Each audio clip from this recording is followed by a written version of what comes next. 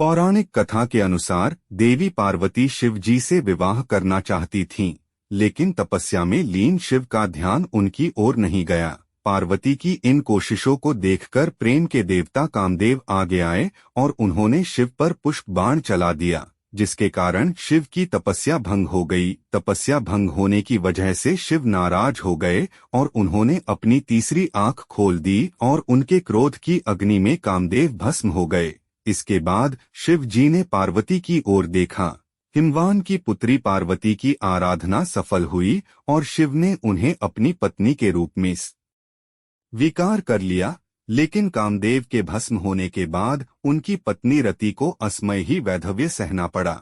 फिर रति ने शिव की आराधना की। वह जब अपने निवास पर लौटे तो कहते हैं कि रति ने उनसे अपनी व्यथा कही।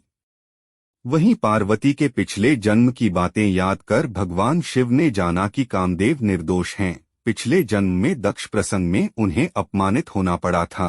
उनके अपमान से विचलित होकर दक्षपुत्री सती ने आत्मदाह कर लिया। उन्हीं सती ने पार्वती के रूप में जन्म लिया और इस जन्म में भी शिव का ही वरण किया। कामदेव ने तो उन्हें सहयोग ही दिया। शिव की दृष्टि में कामदेव फिर भी दोषी हैं, क्योंकि वह प्रेम को शरीर के तल तक सीमित रखते और उसे वासना में गिरने देते हैं। इसके बाद शिव जी कामदेव को जीवित कर दिया। उसे नया नाम दिया मनसिज। कहा कि अब तुम अशरीरी हो। उस दिन फागुन की पूर्णिमा थी। आधी रात गए लोगों ने होलिका दहन किया था। सुबह तक उसकी आग में वासना की मलिनता जलकर प्रेम के रूप में प्रकट हो चुकी थी।